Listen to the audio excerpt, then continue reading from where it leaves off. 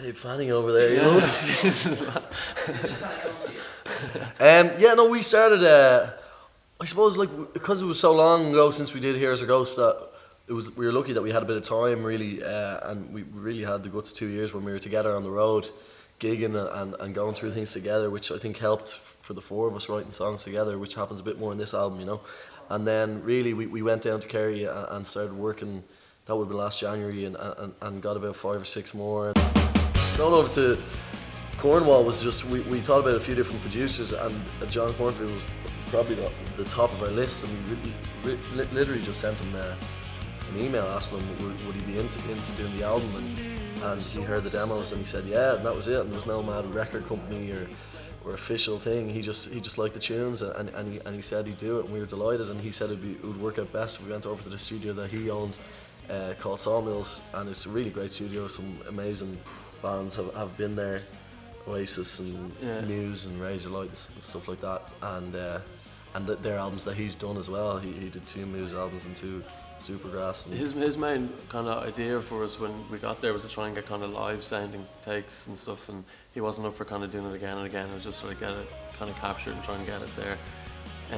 So luckily the first album allowed us to do loads and loads of gigs. I don't know how many gigs we did in the intervening 2 years or whatever, but we basically got better as a band. We kind of became a band, I suppose, over those 2 years rather than when we were initially in the studio for the first album.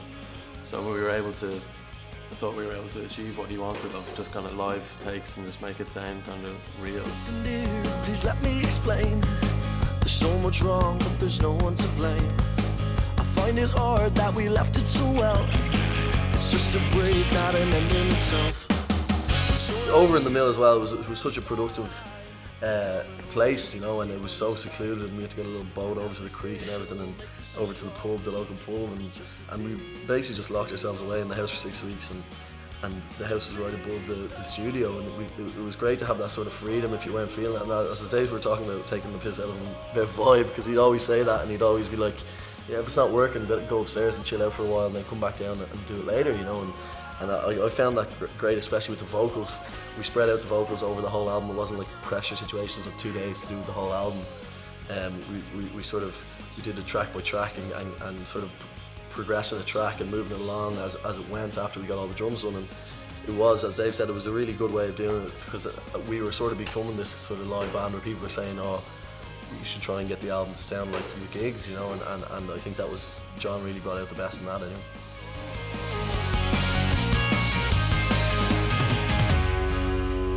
Please don't go. My heart grows cold at the thought you're out of sight, but never off my mind. And now I know the hardest part was just watching you go. Like, it's the name of one of the songs in the album, and it never really was a contender for the title of the album.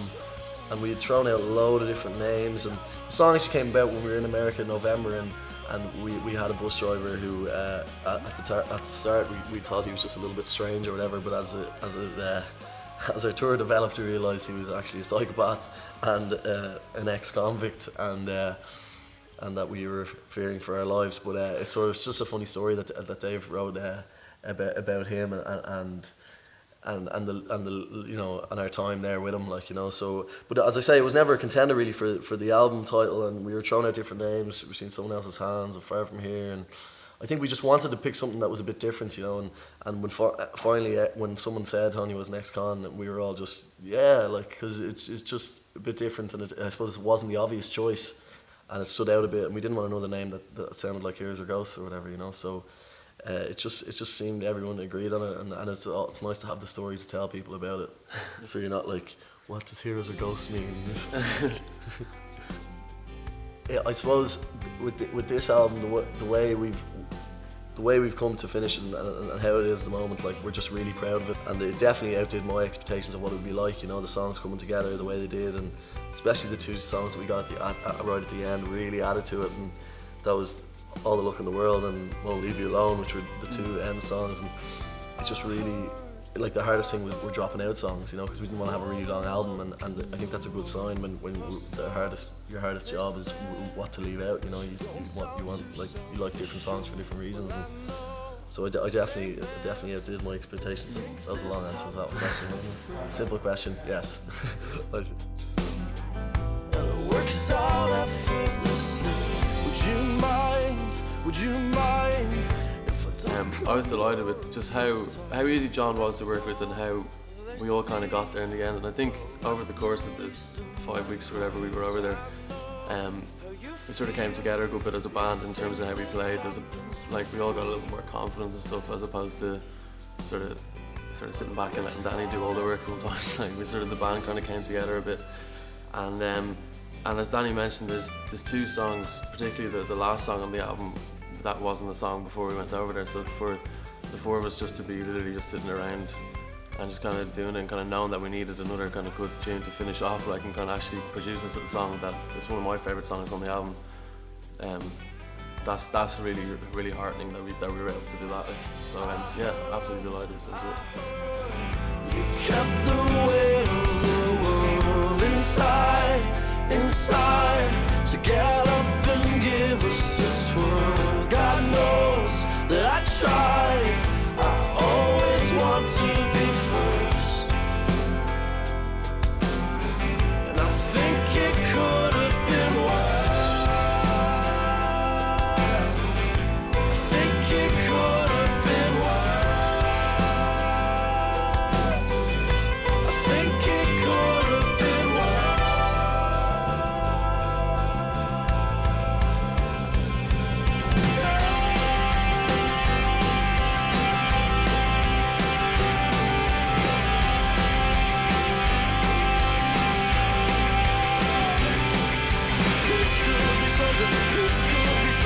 This could be something that you're never gonna hear me say. This feels like nothing, but this could be something that this could